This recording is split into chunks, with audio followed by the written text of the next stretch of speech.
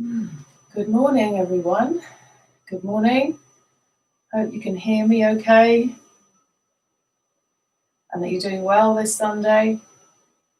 So this week's session is focusing on a short sequence, but a restorative sequence. So there will be some long holds in the poses. I'm sorry if there's a bit of a delay in my sound and vision.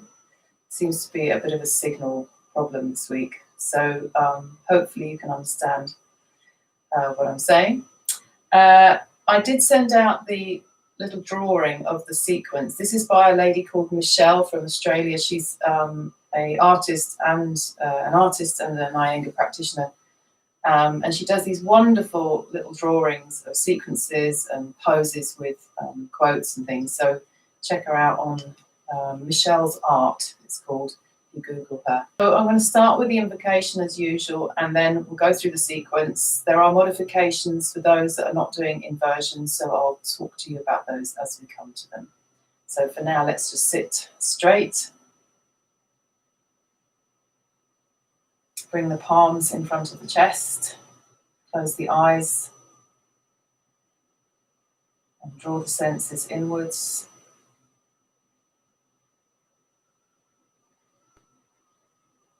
If you're following with me, then we start with the 3 Om sounds, then the invocation. Otherwise, just sit and listen, keeping the eyes closed, and be aware of your breath to quieten the mind.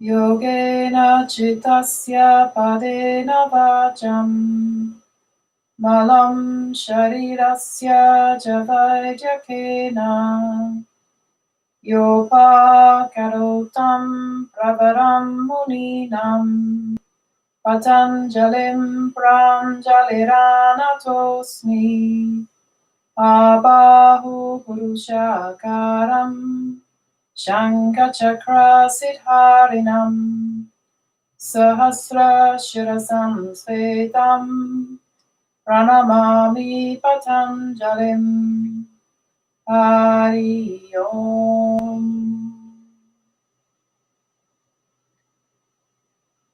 And then release your hands and raise the head, open the eyes, and extend your legs forwards. So the first pose is a supine pose, and although it's in the pictured as Supta Virasana, I thought we could choose whatever supine pose we felt appropriate for us. I'm actually going to do Supta Swastikasana today. So any pose, supported pose with the bolster support, or if you don't have bolster, you know how to set up with the blocks and the blankets, hopefully. And we'll set the timer for this for 6 minutes. Well, actually, no, 3, because when the timer goes off, it'll mean the change across the legs. Okay, so the pose that we've just been sitting in, Supta Swastikasana, we're now going to recline in, or you can do Supta Virasana or Supta Baddha Konasana. Okay, so hopefully most of you know the names of those poses, but I'll show you Supta Swastikasana in case you're confused. I'm just going to get my timer sorted out. There we go. So she's already set for 3 minutes. And the focus, really is on quietening the senses down. So make sure that the pose, the supports are there to make you yield into the pose. So you're not having to fight to stay in it. So be comfortable without being lazy. So the timer's gone off. I'm going to put that next to me in case it doesn't ping after 3 minutes. And make sure that when you lie back, that bolster is not pushing your lumbar up, that you're able to extend the buttock flesh away, and then support for the head and neck so that all the neck is soft. shoulder blades sliding down the back, and then we take the arms over, if possible. If you've got shoulder problems, you might need to keep the arms out to the sides, and then you fold the elbows. So get that length first before you fold the elbows, and then gently close the eyes. And some of you with the problems in the hips, you may need to have your legs straight in Shavasana 2, or have supports underneath the outer thighs, the outer knees. Then relax all the muscles of the face. And feel as if the body, the front of the body, gradually melts towards the back of the body into that support. And even feel that the brain energy starts to quieten down.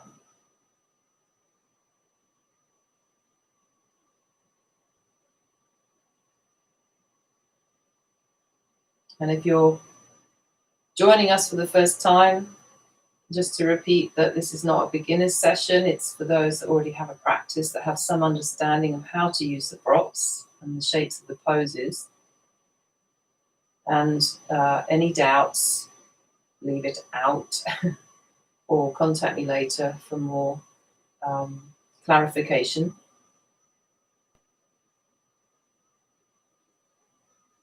And it's a mainly silent practice that we share together.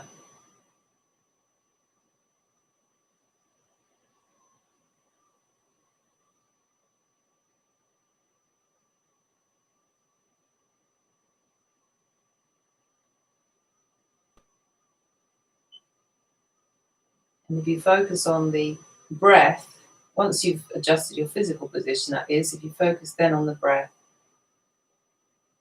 especially if your mind tends to race around, that really helps to quieten you down and to draw yourself into the moment, into what you're doing now.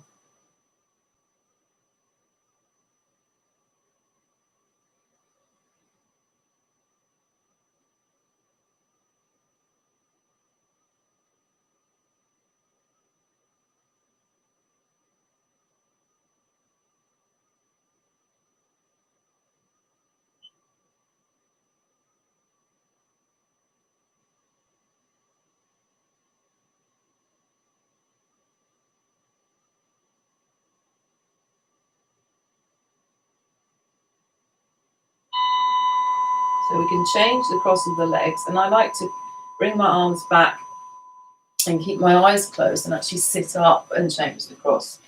It just means that there's a more compact feeling in the legs and the hips, and then it's quite nice to keep the eyes closed and try and feel your way into the pose on the other side. And again, when you change the cross of the arms, extend the arms really well before you fold the elbows, so there's that lovely open feeling in the sides and front of the chest.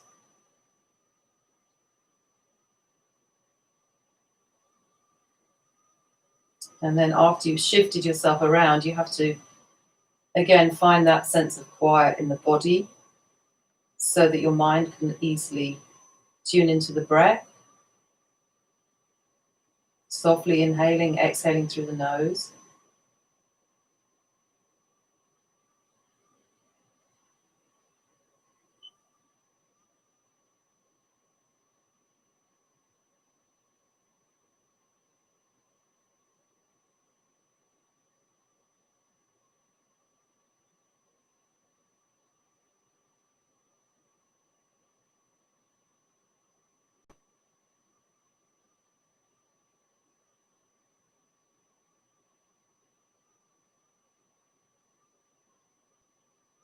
And do check that you're not gripping your teeth together. The lower jaw is relaxed away from the upper jaw. Sometimes when we have thoughts in our head, especially when we're sort of replaying or playing conversations, the mouth gets very tense, almost like we're sort of speaking our thoughts unconsciously. So if you relax your jaw and your throat and your tongue, what you'll often find is that your mind also quietens down, purely from that physical adjustment.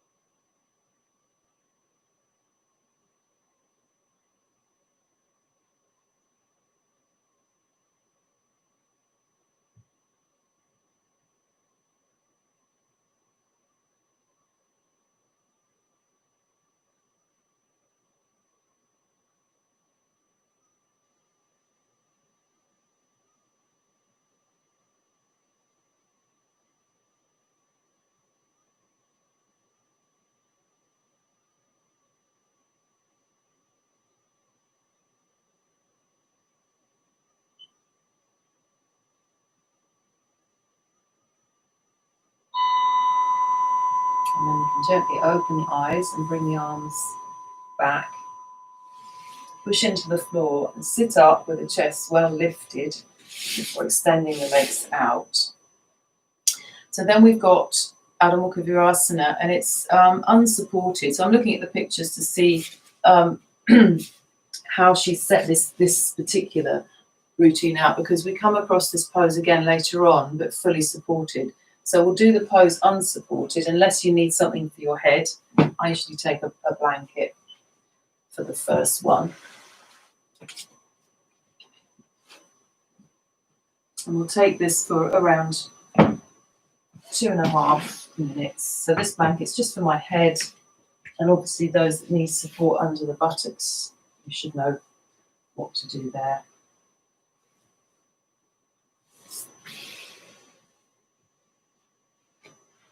We're keeping everything well grounded at the base, extending forward. So there's that extension of the arms again to draw the side trunk forward. But now we also have to think of lengthening the front body, front ribs, before taking the head down. So it's a fairly active pose in the beginning, in the arms and in the actions across the back and ribs and side ribs. We're not collapsing the elbows and resting, we're actually preparing to open the chest, so the arms should stay active. And I think that's Suki coming to check to see that I am being active.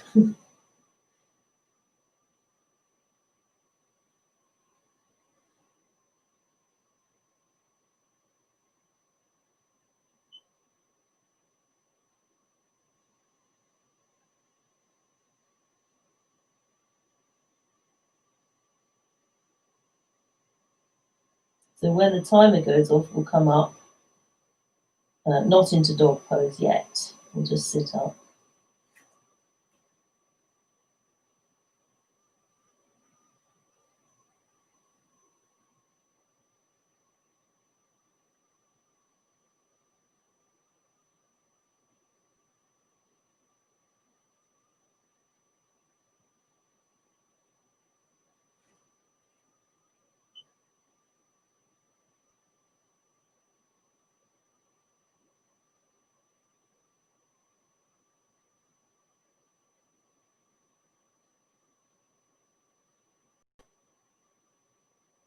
Just a few seconds to go.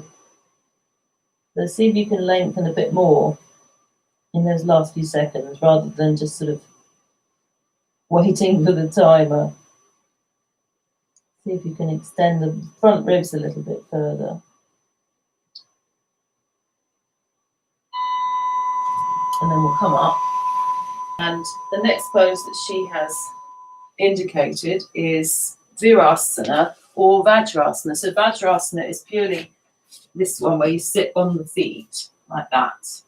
Okay, and you can put a blanket behind the knees if that's a problem, or you can sit in Virasana where the feet are outside of the buttocks like that. Okay, I'm going to sit in Vajrasana for a change. And we've got two movements. We've got Parvatasana, and then we've got Gomukhasana. So we'll take that for a minute each side, I think, as we normally do. So when you do this Vajrasana with a blanket, you pull that blanket right into behind the knees, and then keep your feet as close together as you can, trying to join the inner heels for as long as possible. They'll definitely come apart. Feet flat on the floor, toes pointing straight back. And then watch that you don't sort of throw your lumbar forwards. You keep the buttock flesh moving down, front hip bones back, sides of the trunk lifting. So the first movement with the arms now is Parvatasana. So we interlock the fingers, thumbs touch, turn the palms, lift the arms up. And if you get tired in the knees or cramp, you just have to release feet and legs and sit with the legs forwards. Keep that grip of the upper arms like you had in the last pose, Adho Mukha Virasana.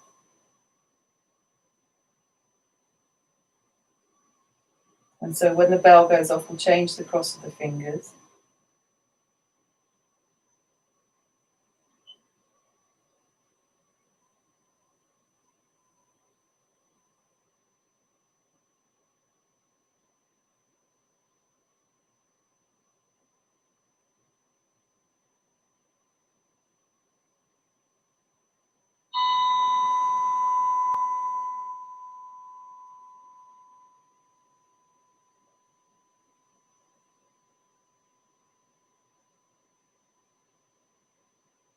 And just be aware of which part of the buttock bone you're sitting on.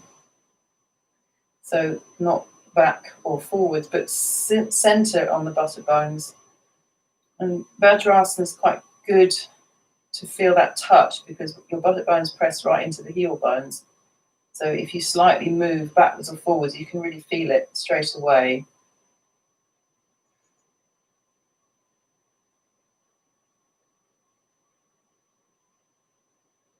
Try not to let the thumbs point upwards, but keep them joined together at the tip, and that will stretch the inner wrist a little bit more.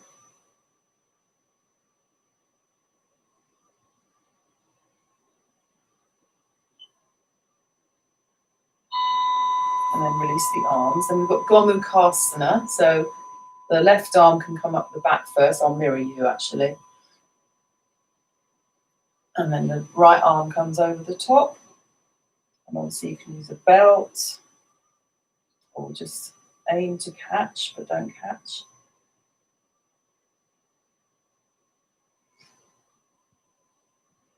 And stretch the left elbow down, right elbow up. And try not to prick the neck, keep the head in the center.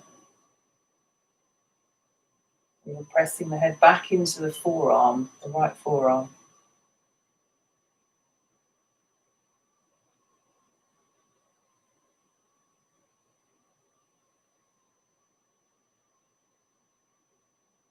And again, feel the touch of the buttock bones on the heels or the block if you're sitting on a block.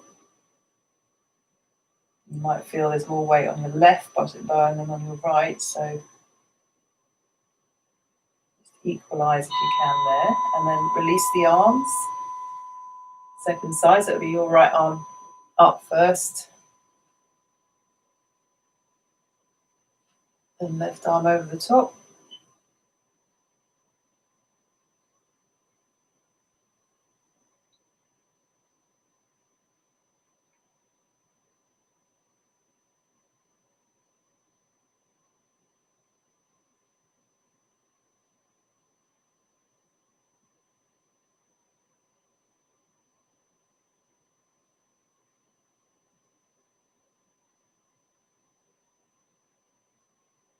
Again, notice the weight difference between the left and right buttock.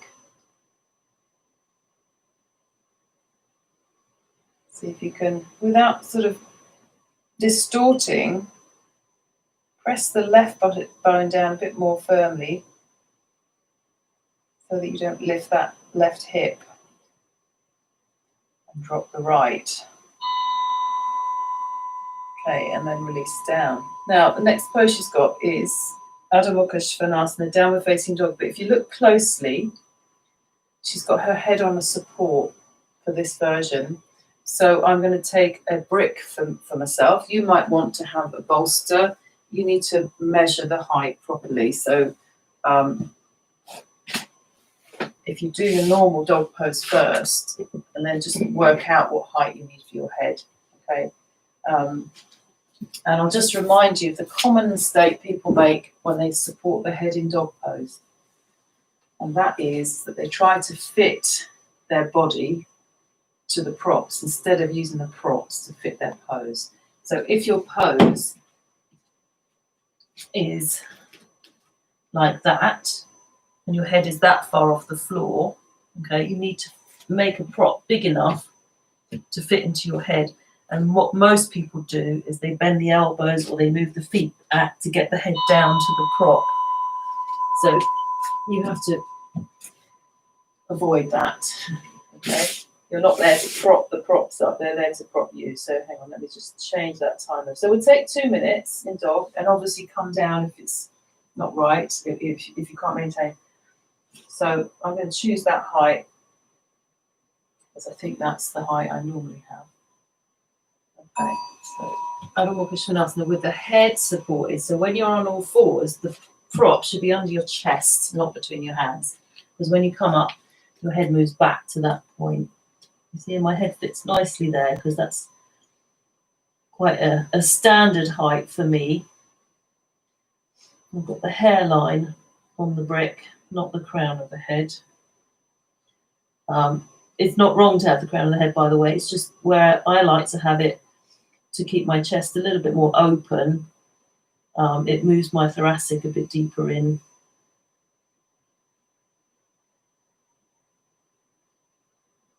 And it's also good to have a prop that you can sort of move, change shape, because I can already feel, actually, that I want to go a bit lower. No, I think that's going to be too low. Yes, too low. So we'll keep it at that height for now. It's best not to have it too low, because if you're pushing your shoulders in too much, you get tired more quickly.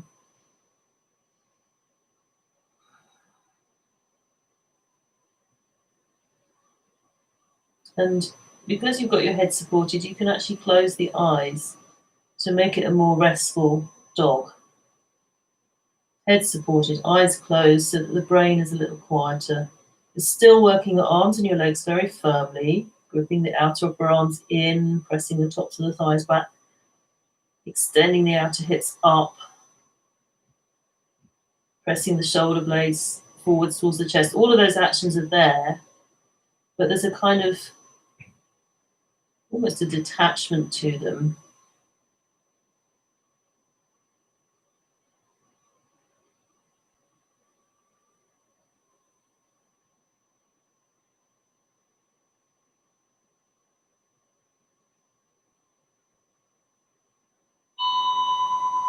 And then you can walk forwards and come up. Now, the next pose is Supta Panangustasana. So Supta would indicate a lying down pose, and Panangustasana hand to foot pose.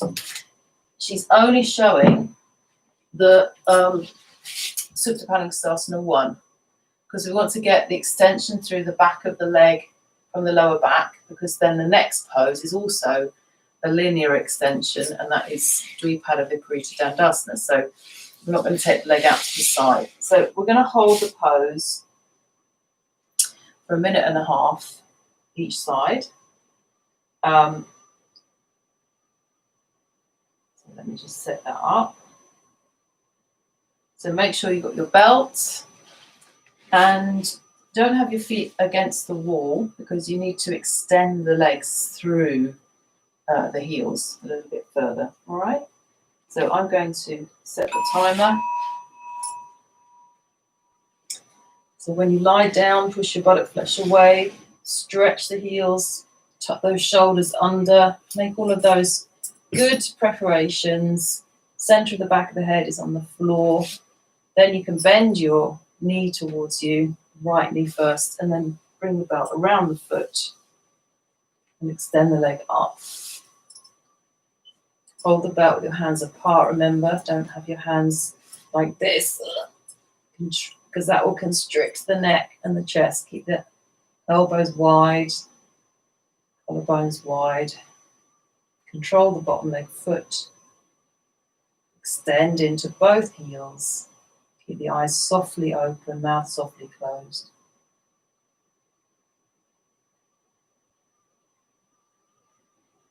If you have arthritis in your hands and it's difficult to hold the belt, what you do is you have a loop.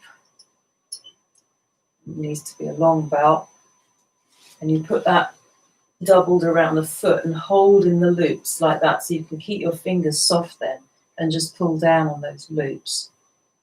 And sometimes people get very, very tired in their hands, so this is a way to just relax the hands, fingers soft, but you've still got a really good resistance with the belt on the foot. You can pull down. Okay, so then you change. And that also helps people with any shoulder problems as well, because sometimes the lightest grip of the hand can make the shoulder or the neck tired. So although this might seem like a lazy way to hold the belt, it often conserves your energy just that little bit more. It's efficient. Efficient and lazy are two sides of the same coin, I think, sometimes.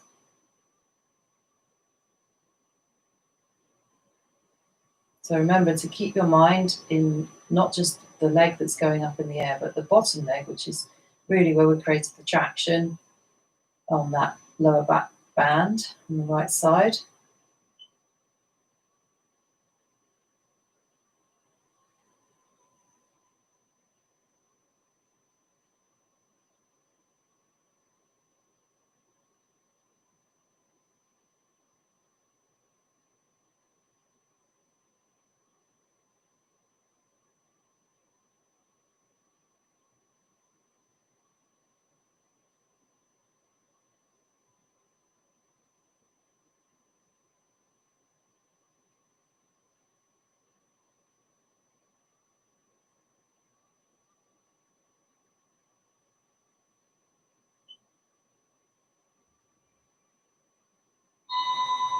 And then release that leg down. Okay, so I've got to show you an alternative because I know some of you don't have yoga chairs for the next one. And it's a back arch pose. It's Dvipada Virasana.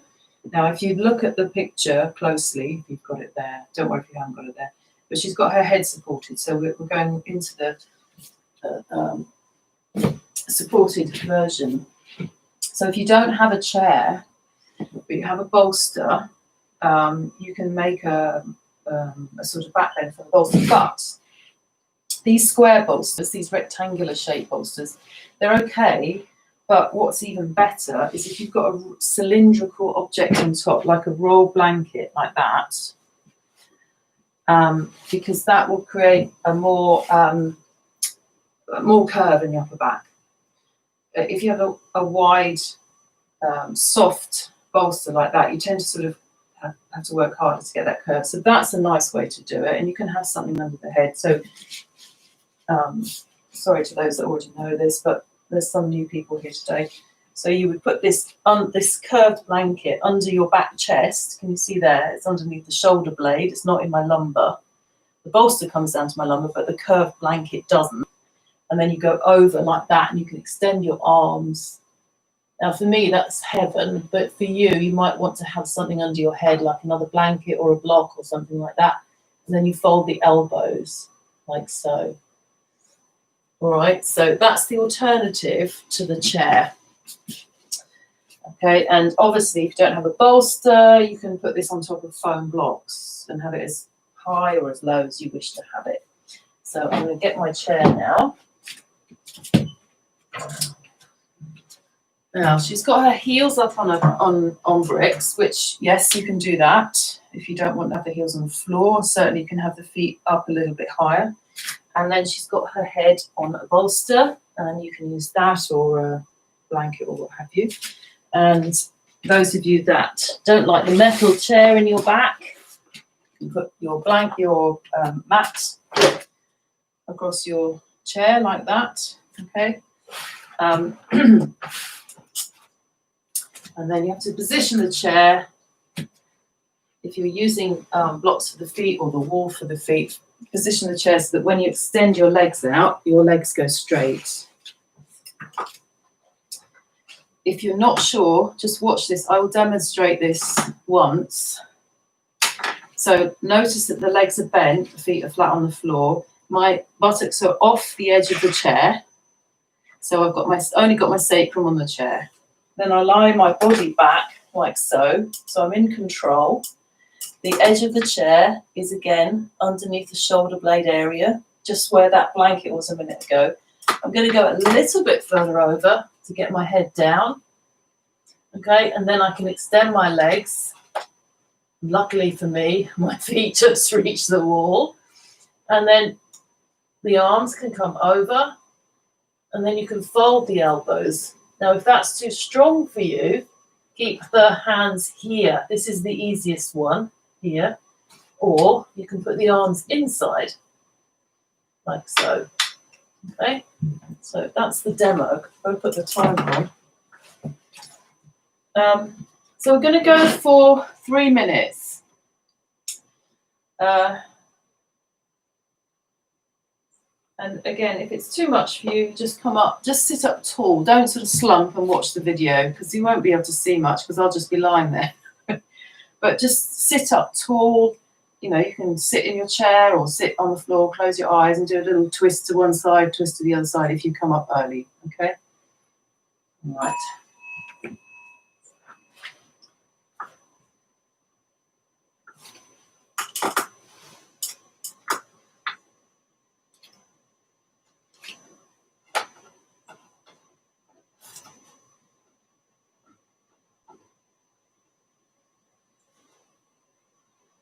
You can keep your hands here, you know, by the side of you until you sort of feel like you've opened up. In fact, I'm going to adjust my chair anyway. If it doesn't feel right, it probably isn't. So it's always good to come up, adjust, and go back again.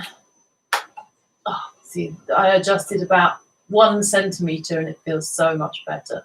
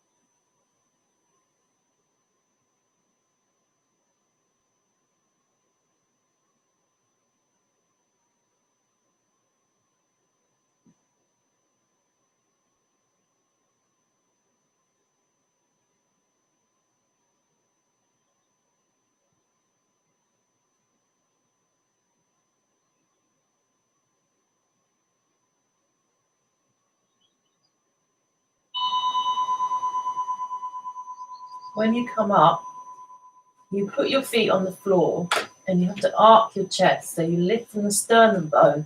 Don't let your head throw forwards. Just keep the head coming up last. So you lift from the chest to come up and then just sit with the head looking straight forwards. Don't turn your head to look at the camera when you've just come up from a back bend. Just stay with your head looking straight forwards.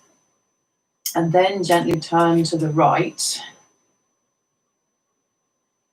Let your head follow the turn of the body. And then turn back to the center and go back to the left. Just gently. So it's more like a releasing twist rather than a twist where you're trying to get as far around as possible. Just repeat that on the right.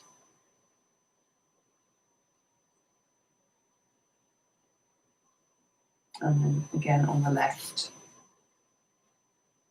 And if you're coming out then from the chair, always be careful, stand up, push the chair forwards, and then you can step out of it quite easily. Okay, so we'll put the chair to one side. You may need that later on. Now, the second dog pose that she has here is slightly different. If you look closely, she's got her heels up on the wall, on blocks, or heels against the wall. So I'm going to take 2 bricks. So no support for the head this time, but the heels will be up on blocks. So if you line them up, just put the heels on the wall. You line them up so that they are straight with your mat, and put them on your mat, because otherwise the mat might slide like that. Okay, let's just take we'll do 1.5 minutes in this one, not quite as long. Yeah, okay, so just checking to see what's coming next. And this is to undo any tension in the lower back resulting from that backward extension. And with the heels elevated like that, you can feel there's a lift of the back thighs as well.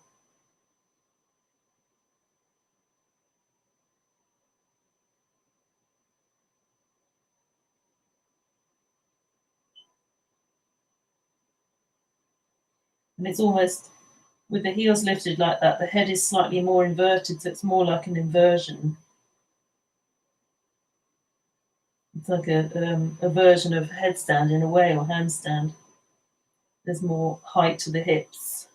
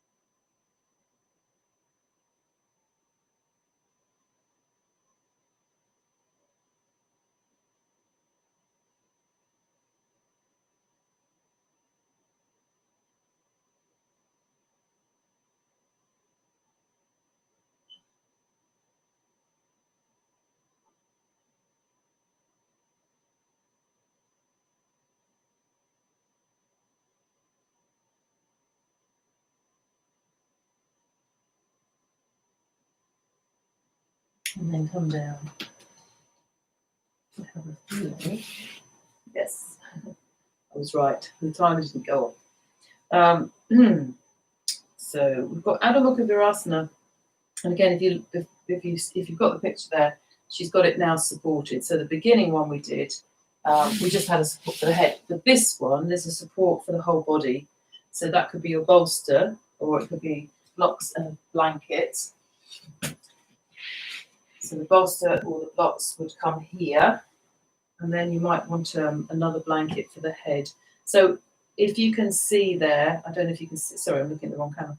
You can see there in the camera, the bolster comes in just sort of 1/3 of the thigh in. So it's not all the way up into the pelvis here, like that. It's a bit further down, so the knees are about hip width apart, not too wide. And then when you go forwards,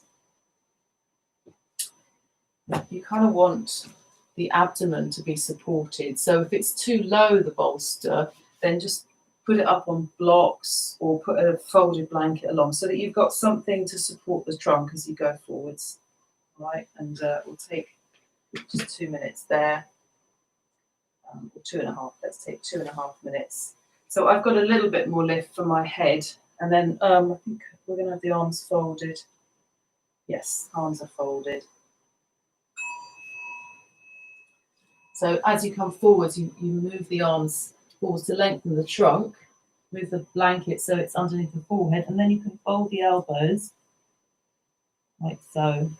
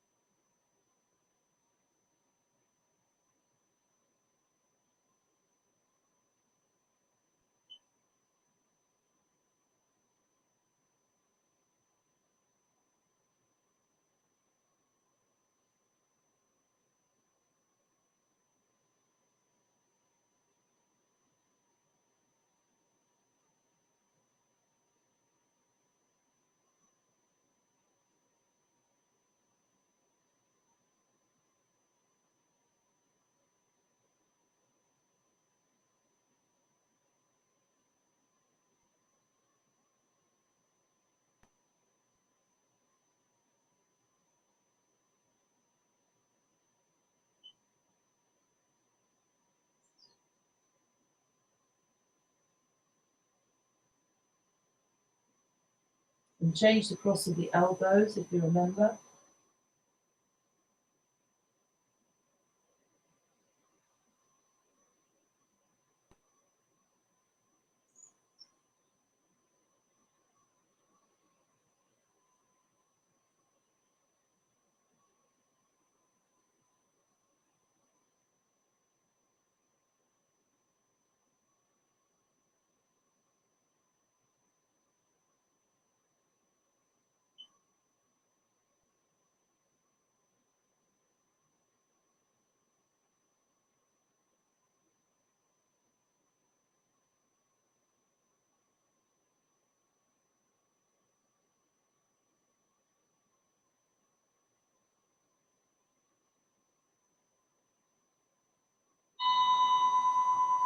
And then come up.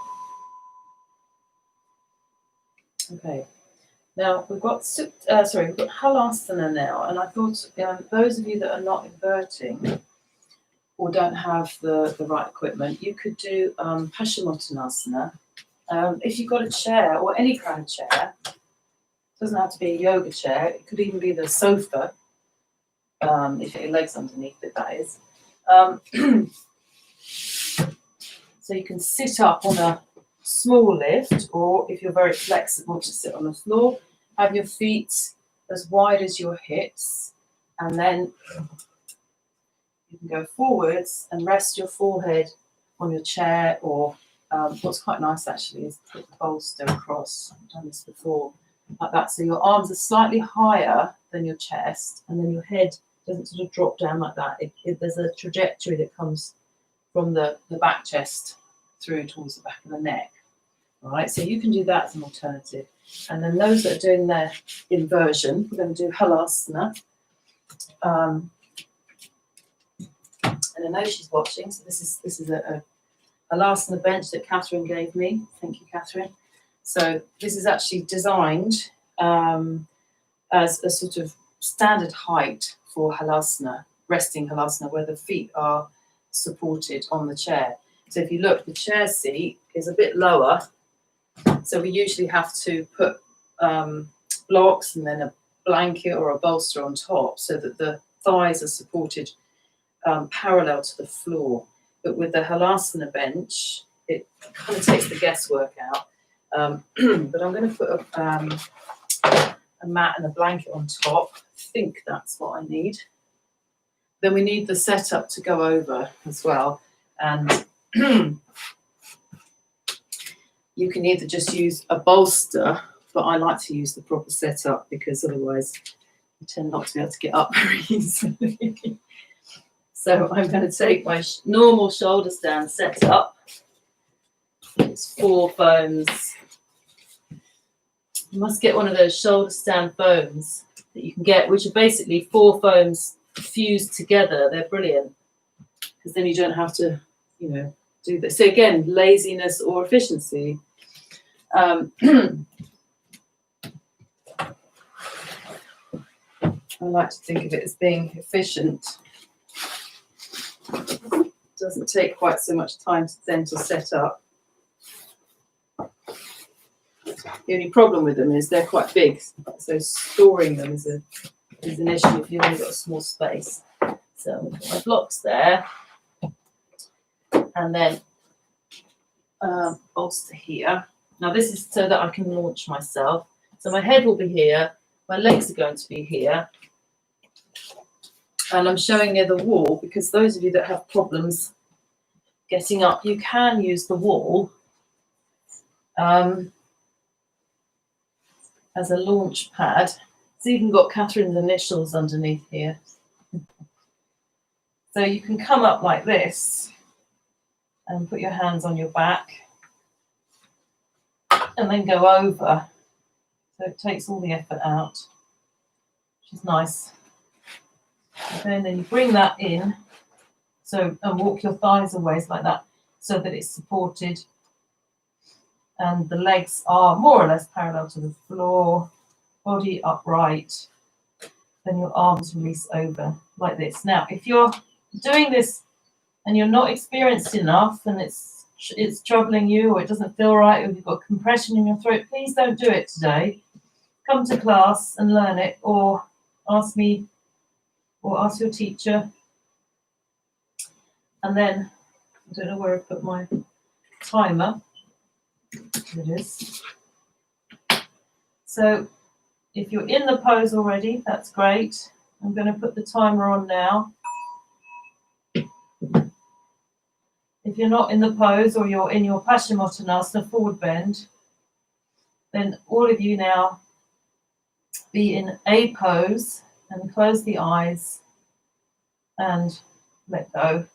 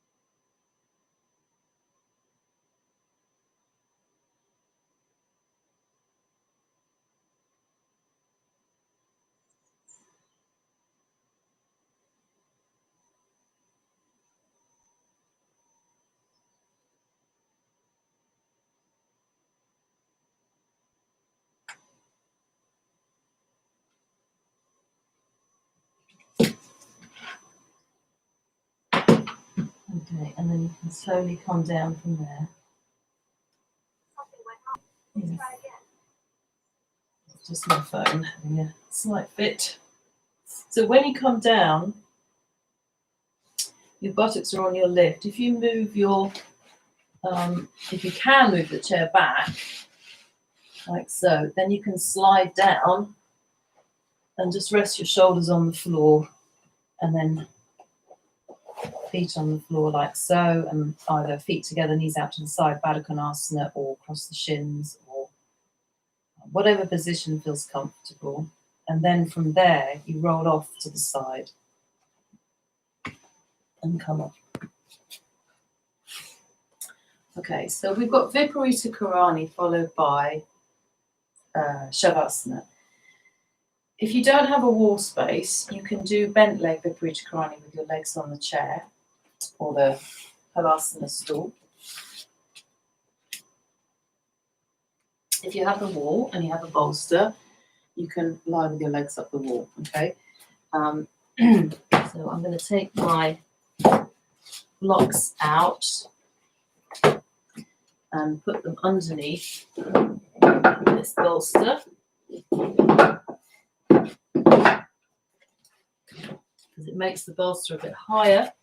And I've got a brick space from the wall, so that I'm not jammed against it. And then, as you're going to be doing Shavasana afterwards, you want to have a clear space around you so that you can slide down into Shavasana afterwards. Have a blanket, for example, there.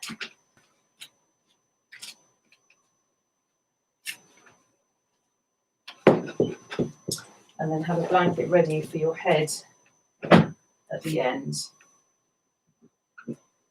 So hopefully the time will work. I think I need to update my phone. So we'll just take a couple of minutes in each pose. So you'll be doing Viparita Karani, the timer will go off, and then we'll slide down for Shavasana, okay?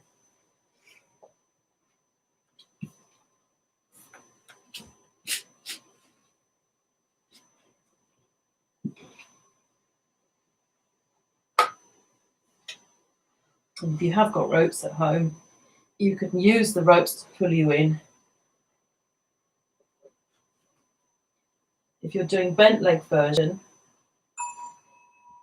the legs are bent, the lower legs are on the chair, and your thigh bones should be vertical, so you pull the chair right in towards you. And if you don't have room to stretch your arms out to the sides, have your hands on your belly.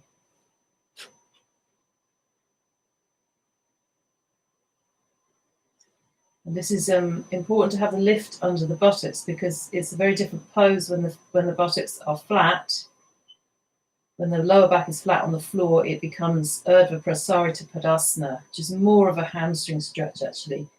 Here, with the buttocks lifted, shoulders tucked under, it's more relative to Shavasana, shoulder balance.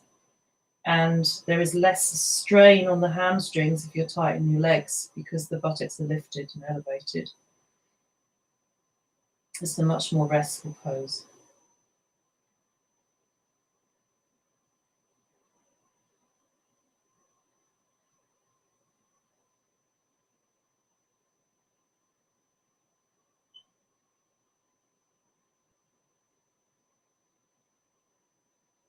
Try to go inwards now. Really focus on the breath.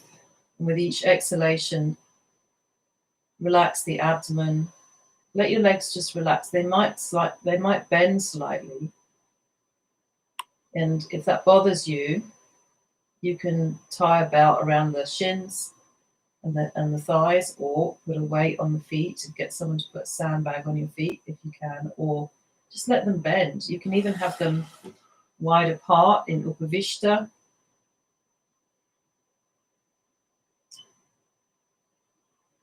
And initially extend them, but then let the legs relax against the wall.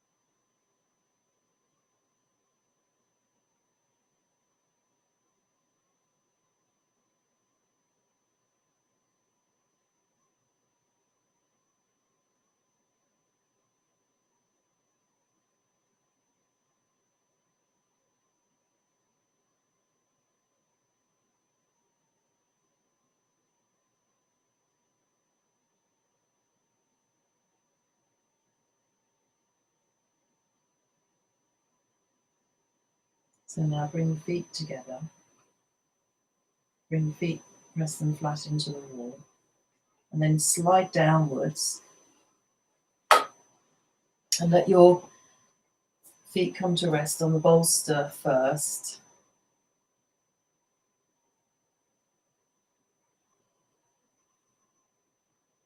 And then slide all the way back. If you take the bolster out, so that you haven't got it underneath your feet.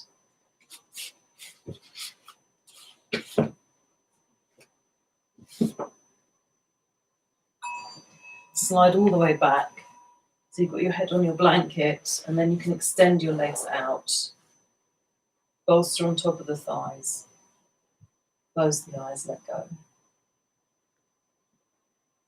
So in this final Shavasana of the session, see that there's no residual tension anywhere in the body, including the fingers and the toes, including the lower jaw,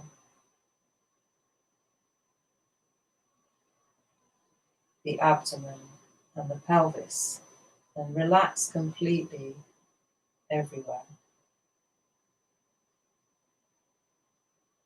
Once the body is yielded, focus instead on the breath and watch the soft inhalation and soft exhalation.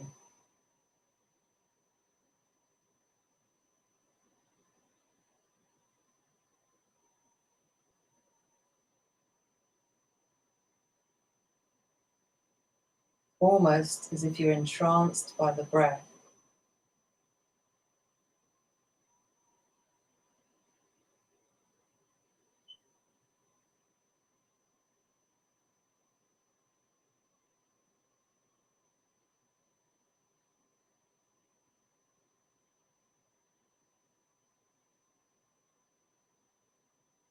And use that focus to still and quieten the mind.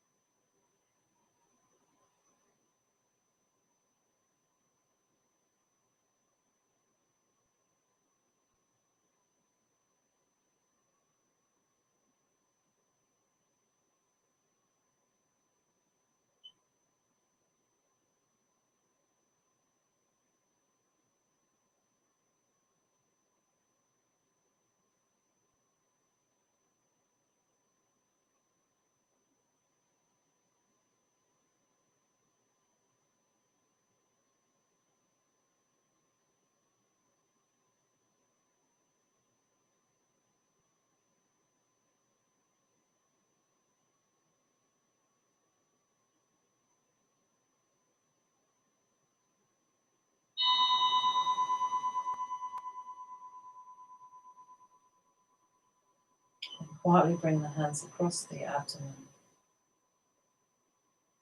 On an exhalation, bending the knees, roll to the right side.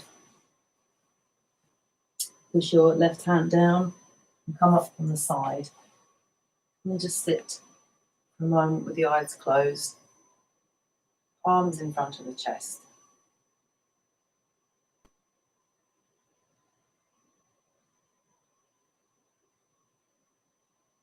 Then release the head down.